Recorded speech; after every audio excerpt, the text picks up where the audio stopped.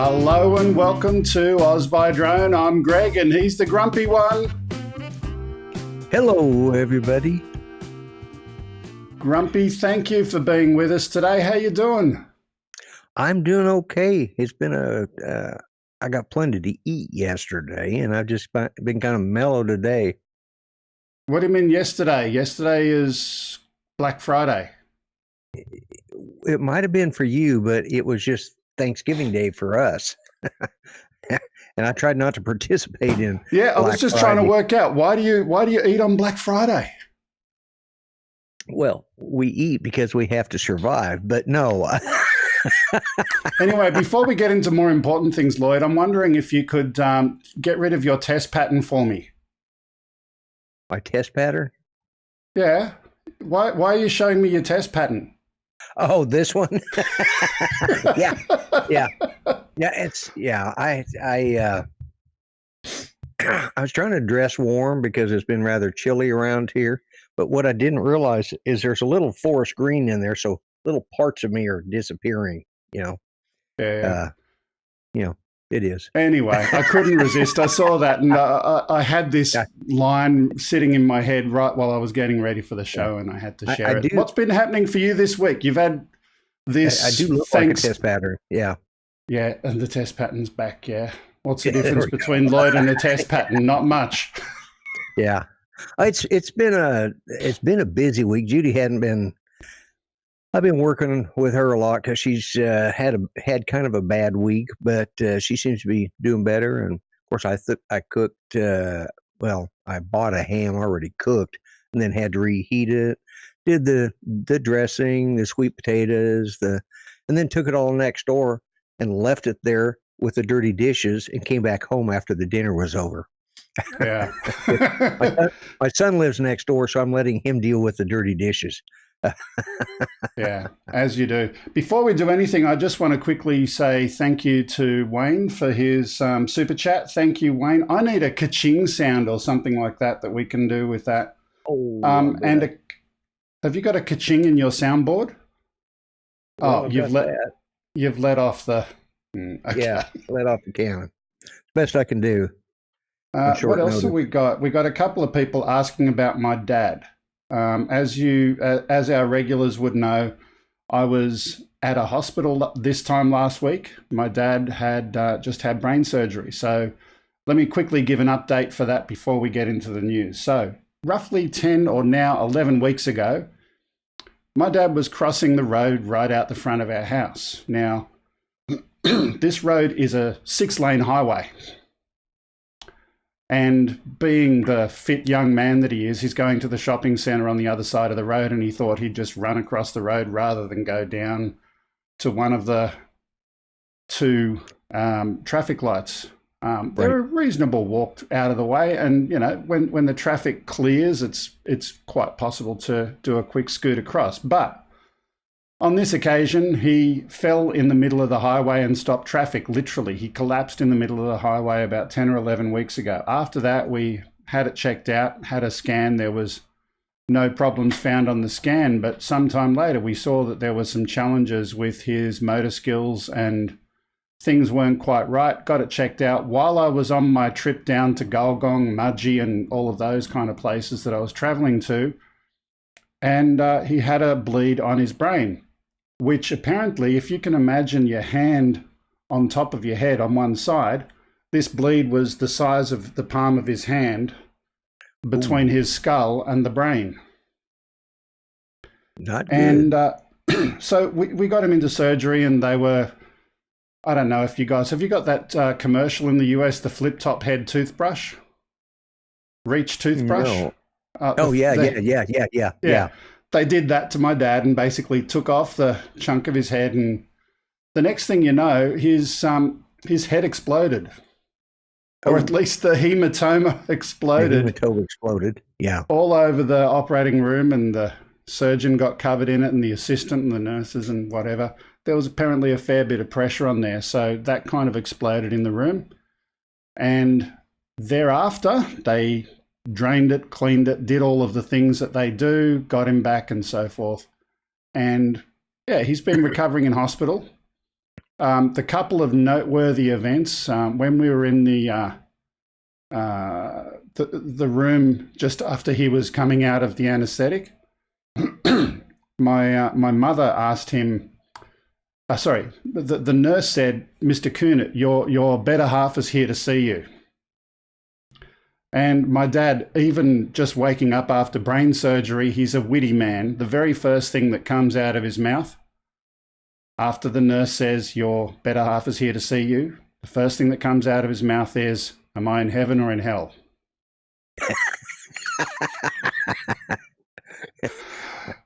Okay, so at that point, I was thinking, okay, we've got a good one. We've got a live wire here. He's going well. It took some time. He's been unable to get out of bed at first. And then after that, finally, they said, "How many stairs do you have to climb to get into your house?" And he said 5 or 6 stairs. So they said, "Okay, we're going to the fire escape and we're going to try and replicate that." Got up to the top, but coming down, he was a little bit faint at first. And he's getting better. Bit by bit, he's able to walk and do the stairs. But I tell you what, brain surgeons, they're really, really talented people. They're very, very good at what they do. But they're not good at other things, because he was taking off the dressing and realised that he needed to cut away a little bit of Dad's hair. And he cut it away in such a way that it looked unbalanced. And he said, "Oh, I've got to fix that up now." And he went a bit further and then a bit further. And in the end, he said, "Look, we're just shaving it off." So the brain surgeon, he tried to originally leave it in place so that my dad had some hair, but eventually, no, it all came off last night. So now he looks like you. Oi, I resemble that. Well, you know. Look, on another note, my dad was a blonde-haired guy when he was younger. So, you know, he was originally a blonde, and then they had the hematoma in there, which was turning him blonde again, you know, some empty space with no brain matter. Some empty space with no brain matter, yeah. So they got that out, and then he could feel he still had a little bit of blonde left, so he had to shave it all off. Anyway, boom tish. Right. Okay. Thank you. Well timed. So let's get into the show. We've got some news. I haven't done the normal prep that I would normally do today because I've had other things on my mind. I've been shuttling family members around, but we got a few news stories, and Lloyd's going to help out a little bit today. He's going to be driving. You're in the driver's seat, Lloyd. Oh, I am. Okay. Well, the first, let's see. Let me look here. Yeah. All right. Yeah. The first news is the red shift, and that is they reinvent the controller of the UI of one-handed Joy-Con Joy controller with the slew of new features that really show that the designers revamped the concept of the drone from the ground up. And that's where my part of it stops. We've got the video of this playing in the background there. Yeah. This, and I didn't get to read a whole lot further. I just caught it, and the design of this was just, I don't know, I thought it was just really awesome, you know.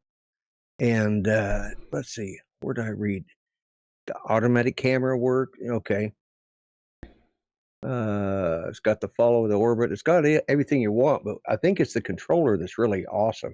If this is the one I'm thinking of. This one, wait for it. How much does it weigh? 93 grams. 93 grams, okay. Less than half of the Mavic Mini, which means you can own one without getting it registered with the FAA, and a lot of other countries are going to be similar as well. It's a 1080p camera, 30 frames per second. And this is the controller right here. Yeah. Look at that. I mean, here's the interesting thing. Did you notice that controller, Ken, you're going to have to thumb it. Thumb it, exactly what I was going to say. No pinching on this one. Definitely thumb controlled. Definitely thumb controlled. And from what I read here, it's got a virtual gimbal as well. So it's not a physical gimbal. They're doing digital stabilizing. Now, I don't know what they've done that's different to everyone else that's tried to do digital stabilizers before, but apparently it's meant to be pretty good. So we're going to have to check that out a little bit more when it comes to market. But this looks really, really cool.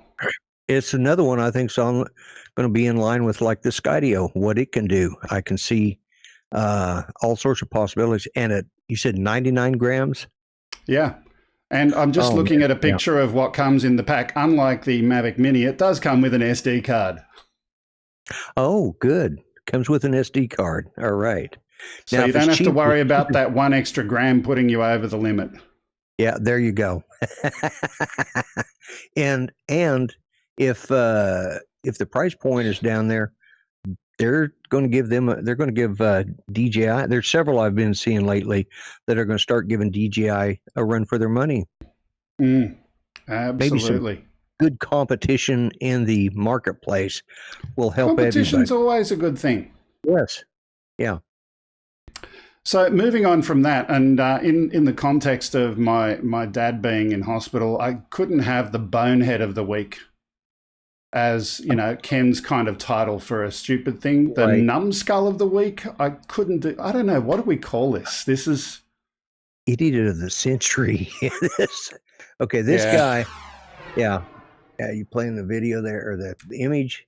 Yeah, we'll put the photo up in just a second. Anyways, in Raleigh County, this man, he worked for a security company. It's a security and investigation company. And he was one of their security guards. He stole their drone. Okay. That was bad enough. Okay. So hang on, pause. He works for a security company. He is a security guard. Right. It's an investigation and security company, and he stole their drone. Yeah. Okay, keep going. That's bad enough. Well, the security company, the insurance said, okay, well, I guess the insurance, or they decided to get a new drone. Mm-hmm. Turns out the new drone they bought was better than the one he stole. Mm-hmm. So like any good thief, he returned to the scene of the crime and tried to swap them out, at which point he was caught. He wanted the better drone. I mean, you can't call him a bonehead for that. Everybody wants to improve their drone. Everybody's got a drone. We want the newest one out. And yeah, that's what he did. Security and investigations. Yeah. Yeah. I mean, other than, we buy ours, and a new one comes out, we go buy a new one. But this idiot actually stole from the company to begin with. And then somewhere in that pea brain of his and looking at him, he just, the image that they got of him, he does not look like the sharpest pencil in the pack, It's kind of like a drug dealer going to the police station to go and steal some drugs from previous busts. Yeah. So, well, they busted. They've got it down there. I'll just run down there and get it, and they won't mind. This has to be I saw this and I just cracked up laughing. Yeah. Our next one today, endurance, and that was really cool how it just stopped. Oh, there it came back. I don't know how it did that. We're getting these beeps in here today, and I don't know which computer they're from, either mine or my wife's. So we'll work that out later. And let's have a look at this one. Okay, this is, let's see. It's a high endurance VTOL UAV. It's a hybrid it's part of the hybrid project. Well, that's hard to say. By GE Aviation and Hybrid Project team to provide a commercial high endurance vertical takeoff and landing UAV with Arturian and GE Aviation. I haven't heard of Arturian before, but no. But this is this the one? Let me double check here. Yeah, this is the one that. No, that's not it. I'm on the wrong one. Of course. So here we go. Combination of Super Volo airframe, which we've heard of before, GE Aviation's computing platform, and Arturian's software stack. So obviously they're in the software space. Something that can scale for commercial applications, says Matt, the product leader. Yeah. Oh, I remember this. Yeah, I looked at this. This was, let's see, the agreement enables a hybrid project, a 35-pound hybrid-powered Super Volo, VTOL. Anyways, that's pretty much it. It's just an awesome looking. How long was the collaboration? Combined solutions will increase the commercial operator flexibility, efficiency, and overall performance to a level not previously available. Obviously, that's from their website. Mm. But I did not see where they gave the distance of it, but which is what I was looking for. So let's have a look. 35 pound. It's 35 pounds. Yeah. The design. By the way, everyone, apologies today. You know, I've had other things on my mind. We're reading the news stories as we go today without doing all of the. We didn't get to do. He didn't get to do all the fancy stuff he normally does, and unfortunately, he's got me as backup, which isn't very good right now because I've been kind of busy today too. Well, I've been busy this week too. Yeah, the story doesn't mention the actual distance, but I think it's in terms of fuel, where it's also looking at the hybrid, so fuel and also the fact that it's a VTOL. You're obviously using a lot less energy when you're running on the wings. Yeah, yeah. But speaking of VTOL aircraft, our next story is way cool. Yes, this one is. Okay, this one is it's a jet-powered vertical takeoff and landing drone. Yeah, right. And it can go as fast. It has a 200 horsepower, 190 kilowatt at full combined full throttle. And let's see, it uses proprietary vectoring system known as an H configuration. I'm not sure what that is. The thrust from the engines can be directed in either to move the drone vertically while taking off and landing or horizontally in flight. It has a speed of up to 300 miles an hour. I don't know if, and let's see, with one fill of its 5-gallon fuel tank being good for 30 minutes of hovering or 15 minutes of cruising. Well, that's just having a look here. This is the price of this one. Did you see that bit? Yeah, it's not bad. I mean, I'm not sure everybody would want one of these in their home anyways at $250,000, but you know, it's a bargain, you know. $250,000 for a drone. Yeah, well, just think of it as an upgraded DJI. I mean, that's what they're going to cost one day. Just get a jump on them. Yeah, 200 horsepower. I like that. VTOL, I like that. Horizontally and vertical, that's all good. Yep. I was happy with everything. The payload of 40 pounds or 18 kilos, happy with that. Yep. But then when you get to the bit about the price tag, that's when I say, maybe not. Oh, well, it's not. But still cool to look at. You got to look at these things and say, hey, it's cool. That was the reason when I saw that, I thought that is an awesome looking drone. And I thought, but $225,000 is probably out of my price range. And even if I had that kind of money, I don't think Judy'd let me buy it. Yeah. Oh, this one here is is this the? Yep. This is cool. The submarine? No. Let me get back to that because there we go.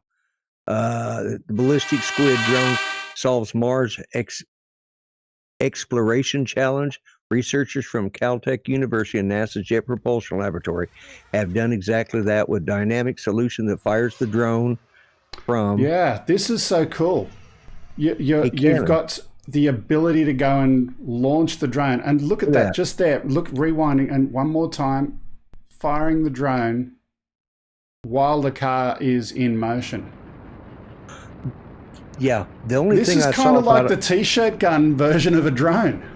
Yeah, exactly. It's a baseball pitching machine. The only thing I noticed about it is the look of it reminds me a little bit of that one that Ken Heron, that egg-shaped one that he couldn't quite get to work, and he showed that it was destroyable.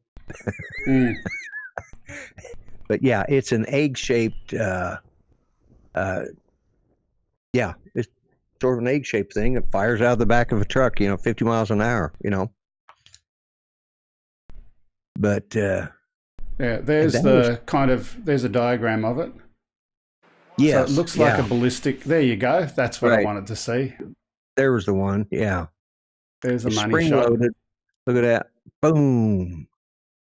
And it unfolds and off it goes.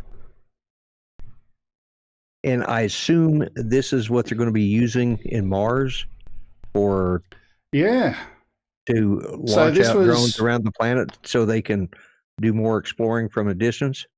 Yeah, so this was done by NASA together with Caltech University. So yeah, very cool. That is awesome. Attitude control to, vertical velocity control to near zero. It is neat looking. I can see where that would be fun to have, though. Look at, see, I want one of these right here. Instead of having an Estes rocket, everybody can get in the football field and launch their drones. Just reading some of the notes here, people, structures, and other environmental factors tend to slow down drone flights and the speed at which they get underway, which isn't ideal when every second counts. One way to get around the problem is to standardize the launch process. Researchers from Caltech and NASA's Jet Propulsion Laboratory have done exactly that. Now, I'm trying to work out how the Mars thing comes into it. I don't know why they need it like that for Mars, but certainly with NASA involved, the story did indicate that there was a connection there, but yeah, I don't know. Yeah. I don't know why they'd use it. I'm not even sure. Now, drones have to have lift, right? And it means airflow has to pass underneath them. Isn't there a vacuum in Mars? Correct. Well, let's rephrase that. There has to be a gas flow, for lack of a better description. Can a drone operate with other than oxygen? I don't know what the atmosphere of Mars is comprised of. Yeah. I don't know. I'm not a space cadet. Yeah, I'm not either. And it makes me question. Maybe I need to look into something like that, because that would wouldn't it be terrible? They spent, like $2.5 million developing this softball launcher, and to use a drone on Mars, and they find out they can't use a drone in a vacuum.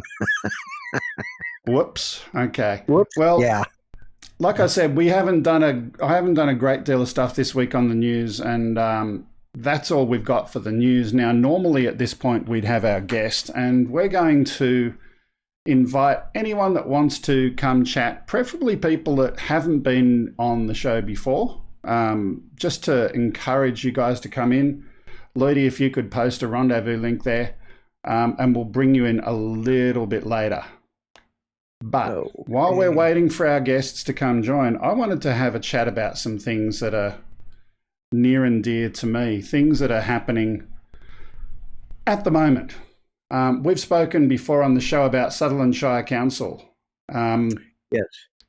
Yeah, so Sutherland Shire Council is my local, you would call it city council over there or whatever. Right. So they went and put up these signs saying that you can't fly here. I went and wrote to them, and, I had a bit of a complaint about the guy who spoke to me about that. We also had one of our viewers, I'm trying to think of his username, Yowie P51, I think is his username. He's a regular viewer. And apparently the Sutherland Shire Council guy was not just rude to me, he was also rude to him. Now, I went and did my complaint, and I said, look, I'm not the only one. Yowie over here has also got some concerns. And the complaint came back. I got a response from them, and they basically said, well, anything else that anyone else said, it's all hearsay. How can it be hearsay if you've got a written complaint from both of us? Yeah. I mean, right? the point is you call this guy, he was rude, you filed a complaint against him, and they said your complaint is hearsay. Yeah, when you've got two independent people complaining. I mean, we're not complaining because it's something fun to do. But anyway, so I've got a bit of a beef with Sutherland Shire Council at the moment. I'll go back to them and respond to what they've said in their email. I haven't got the email in front of me at the moment, but long story short, they said it's hearsay. We think we can do it, so shut up and go away. Is ultimately they said we're not going to change anything. We're not going to do anything differently. Well, they think they have that authorization to put that sign there. Yeah, even though we had a story, I think it was 2 or 3 weeks ago, where CASA is now requiring councils to fill in a form to get permission to display a no drone zone sign. Well, they haven't done that. They haven't followed the process. So council is actually in breach of CASA aviation legislation. Who's the chief poobah or whatever it is that your council has? Who's in charge of that? So there's another interesting one. The complaint that I made about the response of this staff member, theoretically this complaint is meant to be reviewed by the CEO of council according to their own processes and policies. But instead of that, someone in this guy's own department decided to respond. So I'll be going back to council and asking them, has the CEO reviewed this and signed off on it? Because if they haven't followed their own process. But anyway, another story. Yeah. Well, so that's my first one. Okay. That's my first one. The second one, Texas. How many viewers have we got here in Texas? We'd have a few. Yeah. I don't know if we have any on right at the moment, but we do have a few. Jeff Sills, I know, comes from Texas. Yeah. Right. So I've got some website kind of stuff in a data center in Texas, and I've got one old. Some computer guys here will know what a NAS is. It's a backup file storage box. I've got this box over in Texas, and I bought it something like 10 or 15 years ago. But it's still, I paid a lot of money when I bought it, but it's already been written off. So the book value, according to the Australian government, is $0. Right. But Texas Council is charging me tax. I'm an Australian citizen being sent a tax bill because I've got a server that's got $0 value sitting in a computer room in Texas, in Dallas. Comments? You mean they're charging you a property tax? Property tax, yeah. Yeah. On something that's which you lease a spot to host. I lease a spot. I've got this box sitting in Dallas, and it's got $0 value. So if you're trying to charge property tax as a percentage of the value of an asset, the Australian government says this thing is worth nothing. Right. No, so they don't believe it. They're trying to charge tax on that. So I've written to them saying, well, here's the book value according to the Australian government. And if you keep sending, oh, by the way, they're sending the notice to, we've got this thing in Australia called Australian Business Numbers, an ABN. And this ABN is of a company that doesn't exist. It's relating to my ex-wife. So if you want to chase anyone, you can chase her. Just say, hey, it's on her. There you go. Well, look, it's not, aside from the fact that it's not fair and reasonable to charge a tax for something that has no value, if you're charging the tax based on the value to someone who's in another country who has no ability to vote for the representatives in the country where the tax is being charged, has no ability to dispute it in the first place. It's just, I'm just having a look, since I've got Grumpy here and you like having Grumpy's gripes, I wanted to get your take on these things today. So the first one was the Sutherland Shire Council Right, which I think that's ridiculous the way they're doing that because of CASA. And I remember that story because I was actually in the back. I may have even been on the show that night when CASA put those rules out and you had a story on it. So obviously somebody there is not doing their job and they're just trying to pass the buck, Yeah. And they've got to, maybe nobody wants to deal with that, rude councilman. Give me his number. I'll call him. Sounds good. And then the Texas tax, what's your take on that one? Well, I'm looking at what a couple of people are saying in the chat. The landowner pays the taxes, not you. And that's true. Whoever the landowner is on the building where you lease, they're the ones who are supposed to pay the taxes. And I can't see how they can say because you have a $0 amount, even if the company you're leasing from requires you to pay that, they can bill me. Yeah, they can bill you. It should have been included in your lease. I mean, I've run into that too, and it's always included as part of the lease, the tax, and they pay the tax. But to tax a piece of equipment, and it's like also depends on what the Texas government thinks it's worth. They may think it's worth a whole lot more. But as far as them sending it to the, your business number or your national business, whatever that is, it's a pain on your ex-wife, and to me, that's worth everything. Yeah, just ignore it. Let her deal with it. Sounds good to me. Yeah. Anyway, let me go to something else. Just, I don't know if you posted that rendezvous link before. I did. Yeah. Okay. So if anyone wants to join in there today, come and say hello. Like I said earlier, this is a very informal show today. Not as much preparation as we normally do. We're just going to have a little chit chat. So there's the link. You can click there and we'll come and say hello to you as well. But in the meantime, we've got our Explore Australia, which is a regular part of the show, and Greg Hilton does a great job putting this together each and every week. So while we're waiting for whoever's going to come in and say hello, let's have a look at this week's Explore Australia.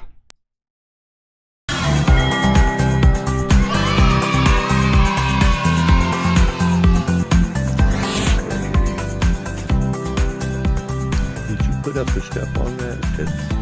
So just starting at the beginning, the first one is Hayden Kewish is the name of the channel where this one comes from.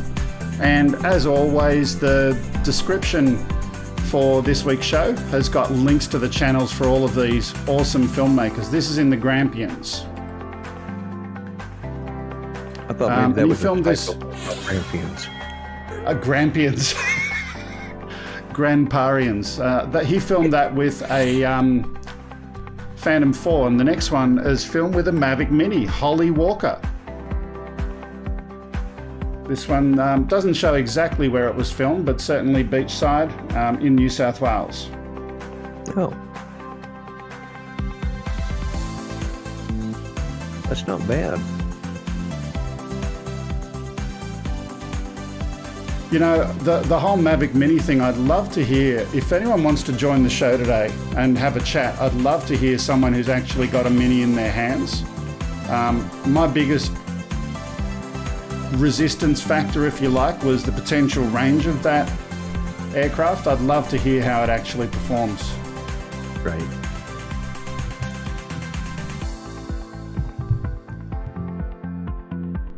Just had Bob Brown say it was a typo on the previous story. It was actually called the Grumpians. Yeah, well, that's what I was thinking. I thought, he's being smart aleck about that. No. Our third one today is from Luke and Rottnest Island by drone, a film with a Mavic Air. Oh, this is awesome. I just can't get over the color of the water there. You've got that real teal look. Yeah. Is that sand? Yes. Doesn't sand look like that for you? Well, not stacked like that. No. The only sand I ever see is usually in a little jar or bag of sand that, I go down and pick up from the aquarium shop or something.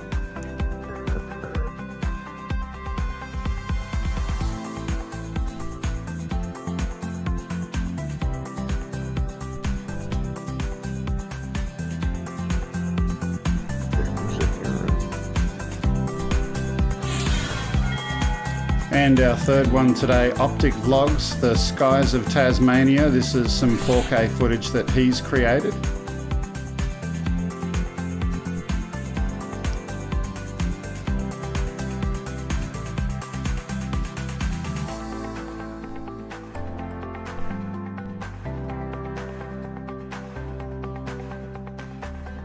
So Optic, he's only got 5 subscribers, but he's got another channel, which is his main channel, a gaming channel. He's on Discord, Twitch. He's definitely into the gaming.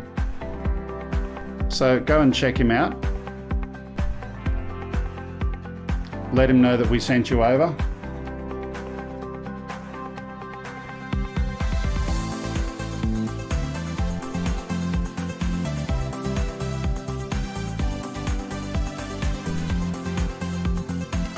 It's funny, my parents were planning to go to Tasmania.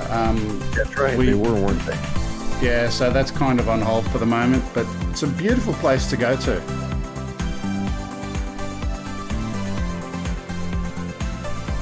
Just have a look at that sun flare there. Oh, that is awesome, especially coming off those colors. Those look like fall colors. I thought you guys were coming in spring. We're in spring now.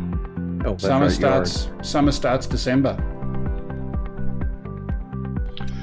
By the way, Lloyd, we had a reference to who was the biggest chatter last week, and there was a command that I asked you to type into. Do you remember what it was? Something asterisk. You've forgotten? Oh well, we'll come back to that. We'll come back to that. All right. This one is from Petra Ionut. Now, this one is in French, so I can't actually tell you exactly what it is, other than to say there is a translation. Tamil Lake is a peaceful refuge for wildlife and visitors alike, with options for fishing, swimming, paddling, picnicking, and bird watching in pristine surroundings. Now, this was filmed with a DJI Spark. Really? Really? Yeah. Well, Sparks do some really good video, I mean, they don't shoot in 4K, but other than that, they shoot really good video. This is gorgeous. So the command I'll get someone to type into the chat room is an exclamation mark and then top talk. We don't need to have everyone do it, whoever's the first one. And that'll tell you who was the biggest big mouth last week, and I wonder who it's going to be in this week's chat for next week, so we can have a Big Mouth of the Week award. Well, last week it was Steve Mack, all the way from Canada. There you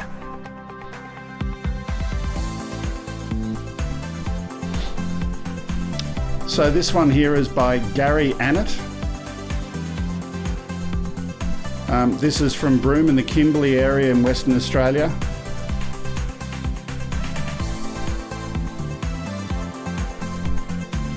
He says, this has to be me at my happiest, exploring the Kimberley, chasing the light, being creative, camping in strange places and sleeping under the stars.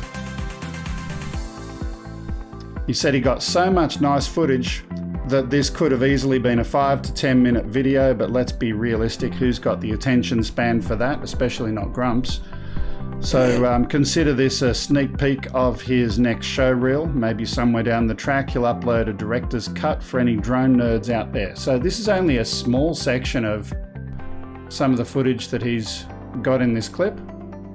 Yeah, this is wow. So we don't have anyone in the green room yet, so no one wants to be our guest today. Well, apparently not. I mean, anybody who wants to come in, feel free to come in, because Otherwise, it's liable to be a short show. And that's okay. I'm happy with that. Yeah. It's been a fun show. It has. And when he said, guys, when Greg said he didn't have time to prepare or didn't do all the preparation, we actually sat down together and worked out the final details about, an hour and a half before start? Yeah. Yeah. Normally it takes me the best part of a day to go and pull together everything, but yeah, this was a quick one today. Mark McLaren is the creator of this video. Drone flight over the Pilbara in Western Australia, 4K original footage, but obviously we don't broadcast in 4K. So do check that out. We've got someone that my wife is going to bring into the chat room right now. She's not paying attention. That's why I was letting her know that she needs to do all the magic. So this is a drone flight over the Pilbara. Some Aboriginal rock art included in this. He headed out to the Burrup near Dampier in northwestern Australia, exploring the Murrajugga National Park. There's lots more information there on this video.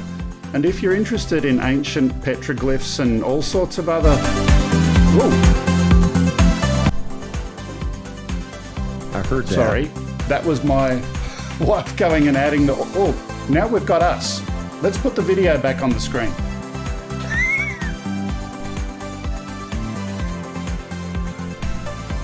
Yeah. She was doing some stuff to get our guest into the system, but sending the shot live is not something you want to do. Anyway, we'll come back to that later. All right. Ancient rock formations.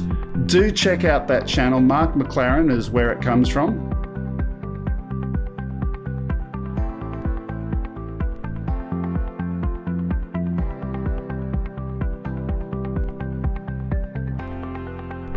Yeah, this is Western Australia, right? Absolutely. Yeah, because they're like parts of Western Oklahoma. It's just all red dirt. From what I've seen of it. Yeah. Yeah. So for all of those videos, do me a favor, go and after the show, check out the description, click on the channel links, say hello to the people there, watch their videos, let them know that you saw them here, and that'd be really cool. Speaking of which, if you've got any people that you'd like to have on the show as our guest for next week, let us know. And we'd love to have your suggestions. Before we go to our guest who's popped into the room there, I'm just going to have a look at a couple of the chats that are in here. We've got Sunrise Water Media who said, can you fly in national parks over there? And the answer to that is a definite maybe. So you can fly in... You can fly in a national park in New South Wales if you get permission. Now, while we're doing that, I'm just going to have a look at something here because the chat, there we go, it's finally starting to come up. Yeah. Just a little bit delayed. You can fly in New South Wales national parks as long as you speak to the area manager and get permission for that beforehand. What else have we got here? Currently in China with a slow internet connection. Otherwise, I'd pop in to say howdy. Thanks, Ben. Rodney has just joined. Steve Mack. What else have we got here? Congratulations to the Steve Mack top chatter. Yeah, he's the big mouth of the week. I thought that was a cool thing to have in as a new little bit of fun. Yeah. Okay, now we're going to go and have a look at our guest. Now, I can't actually see who it is because the screen is too far away. Let's just put him on and he can introduce himself. Or I can introduce him because I know who he is. Okay, you can do that. This is the great Steve Carpenter. Oh, Mr. Carpenter, how you doing? Hello, Greg. Thank you for allowing me in. Mr. Lloyd, how are you? I'm good. I'm good. Yeah. First time on Oz by Drone and welcome. So we've got a little bit different audience, some overlap to other channels, but tell us about yourself and what your interest in drones is. Well, I like to fly when the weather's good, and the last 3 days it's been pouring cats and dogs in Southern California. So it just cleared out. In fact, we've got snow level down to 2,000 feet here. Oh, wow. Yeah, Okay. that is low. Yeah. And what do you fly? I fly a Maverick Pro DJI drone, and I also have my beginning drone that I had is in fact, you can see it right back over there, is the CMX-5. That's how I learned how to fly. Okay. And if you can fly one of those, you can fly anything. Okay. Have you done any FPV flying yourself? Not yet. I do have a FPV drone.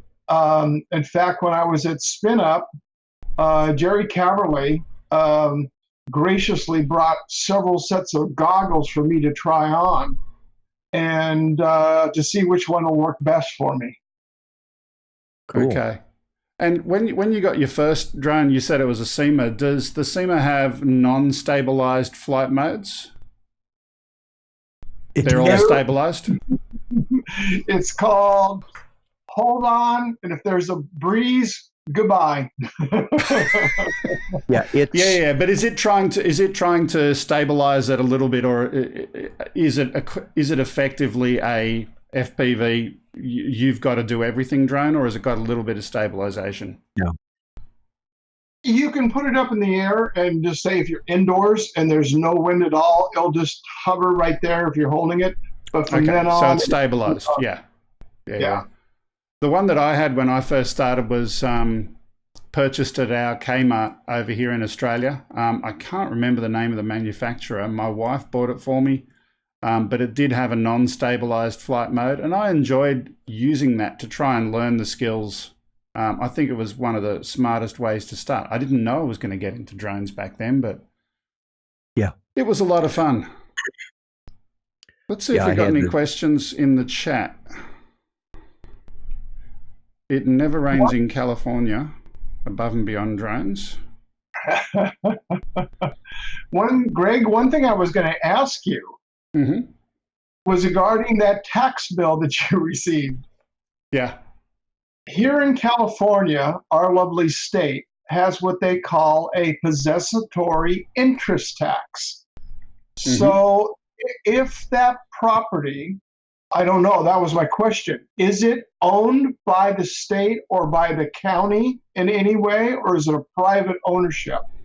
It's private land. Okay. Because what happens here, where we have our harbor, we get a wonderful user tax on a boat in California, but the county then charges what they call a possessory use tax.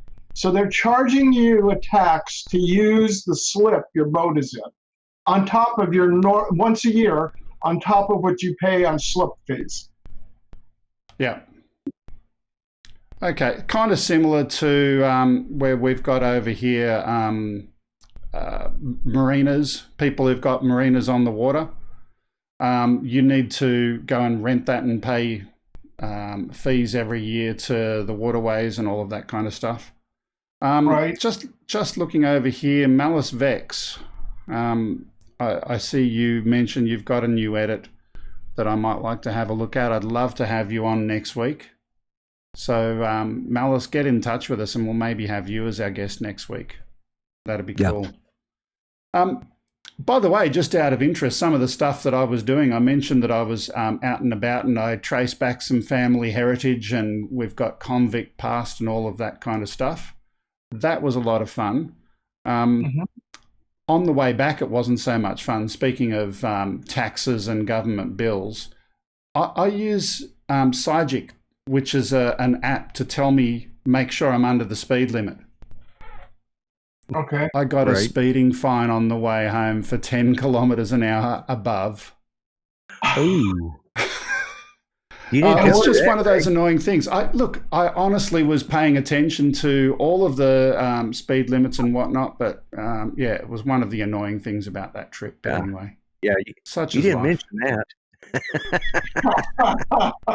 Look, I had it in the section with the tax. I was going to talk about it there, and then I thought, no, I won't talk about it. And then I thought, yeah, I will. So I did. You will. Yeah.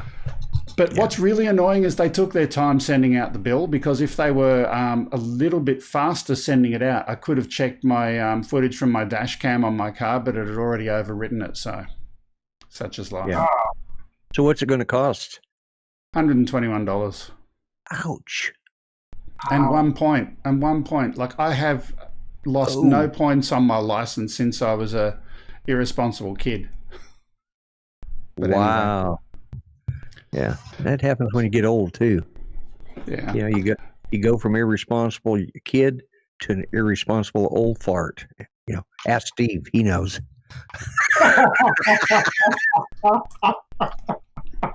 Sorry, I couldn't resist. Yes, you couldn't, could you? No, I couldn't. Just me. You know, hey, you asked me to be on here. I told you it's going to be a crapshoot at best. Yeah. Anyway, look, thanks, Steve, for joining us today. It was fun having you come in.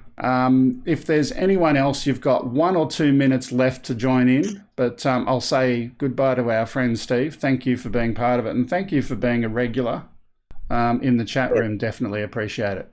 And happy Thanksgiving again, Steve. Same to you, Lloyd, and Greg, thank you. Yeah, I try to be as much of a regular as I can when you're live, but I always go back to watch your videos once they're posted.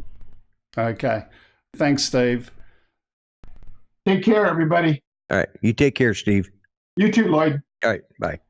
Okay. So while we're here, I've got one more thing I'm going to talk about. And I'm talking about you, Lloyd. Oh, great. So this whole grumpy vlogger for president. Now, I want to ask you, you talk about the Endem Republitarian ticket or some whatnot. It's the Endem Republic. Let's see. It's the Endem Republitarian. Yes. Yeah. What is an Endem Republitarian? An independent, a Democrat, a Republican, and a Libertarian. Endem Republitarian. Right. I'm covering them all. And I'm not too proud to take a bribe from any party that wants to support me, you know. Okay. I wouldn't run as a straight Democrat. They're too way over to the left for me. But I want to keep my bases covered, you know. I'll take bribes from them, but I'm still going to be who I am. Okay. You answered my question. So when are you actually going to submit a nomination? Like, are you going to appear on a ballot paper somewhere? God, I hope not. I'm scared that there's enough people following me around right now. I may actually end up on a write-in. But what do you have to do? What do you have to do in the US to actually run for president? You have to, as far as I know, I can't remember because it's been a while since I've studied into this, but you have to file with your state to get put on their ballot. And once you're accepted by your state as a nominee or as somebody who is running for a particular office, they'll put you on the ballot. And then, but nationwide, I'm not sure how it works, but I think you have to file independently in each state. I'm sure they have a form you can fill out that will file it to all 50 states at once, but I haven't gone that far because, you know, I'm just telling everybody, make me a write-in vote.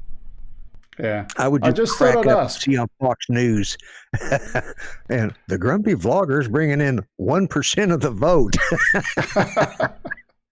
I just thought I'd ask. In Australia, we've got the House of Representatives and we've got the Senate. And in the Senate, not so much recently, but previously, they actually used to say the ballot paper was a sheet. Like, it literally went over the desk on either side where you're going in and filling the ballot, just because of the number of people that had wanted to get their name on the ballot paper. It was crazy. Yeah, yeah. Well, I only did this because at the time that happened, the Democrats were they were putting anybody and everybody into the up for, you know, everybody was, you know, I'm going to be I'm running for the president for a Democratic ticket. They had 20, 22 people up there, and most of them they didn't they stood no more chance of getting nominated than I do, but they did it and they got their names out there. And I was tired of hearing the typical news. And, so I came up with this, there it is, the campaign slogan that says, "Bite me," and I stand for nothing, that's it. I don't stand for anything in particular or anything, and I figured if I go Indian Republican, that pretty well covers anybody and everybody. They can all write me in, but it was just, and when I went with it, and next thing I know, I got Jim Boyd running as my vice presidential running mate, Above and Beyond Drones. I do it again. This was made by Jim Wallace, and I have an actual full-size sign back behind me that, like a yard sign. And Rodney Bell ordered it, and he sent me a picture of what it looked like, and I said, "Yeah, that looks cool." And then they sent it to me, and I've got campaign buttons, and so far I've given out almost 36 of these things. So, well, there's a couple of votes for you anyway. We had a comment from someone, when's the debate, Grumpy? Was the first question. Do what now? When is the debate? When is the debate? I don't know when I haven't been invited yet. Victorian aerial images, his eyes glazed over, political talk. Yeah. And just also, Artco has said you can file with the FEC to get your name on that ballot. So, I mean, it don't cost anything. I'll do it just for the fun of it. Okay. Look, we've got to almost to the end of our 1 hour program. Trump the Grump. Yeah. Grump the Trump. Yeah. Okay.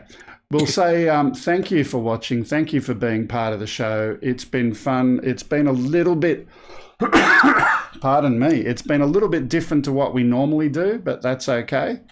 Couple of quick community service announcements as always, if I can find them. We are available on YouTube, Twitter, Facebook, Twitch, Mixer, and a bunch of other platforms as well. We simulcast, so you can watch us in a few places. So if you prefer the other one, go and watch us there. Please do also follow us on some of those other platforms. Getting some extra followers would help us out there as well. If you want to send anything physically, the address is 5/127 Princes Highway, Sylvania, New South Wales 2224. And if you would like to send us any videos that you want us to have a look at, please do that. Or if you'd like to be a guest on the show, that would be really helpful. Go and drop us an email, say hello. If you do want to send any messages, some good wishes to my dad as well, if you send them to that same address, upload@gregkuhnert.com, I'll print them all out, send them in to him.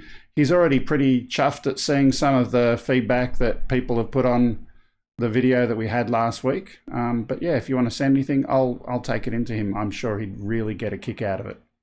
Awesome. Yeah. Okay, so last thoughts from you, Grumps? Not much. This was a fun show, and I appreciate you inviting me on. And actually, I really enjoyed doing this with you. And I know you've had a really busy week taking care of your mom and your dad and dealing with all that. And give your dad my best wishes, And if I get a chance, I'll have the Prime Minister give him a call just to check on him. Okay. Got it. Check. Okay. Enough for now. Thanks, Grumps. See you next time, everyone. Okay. Bye-bye. See you next time.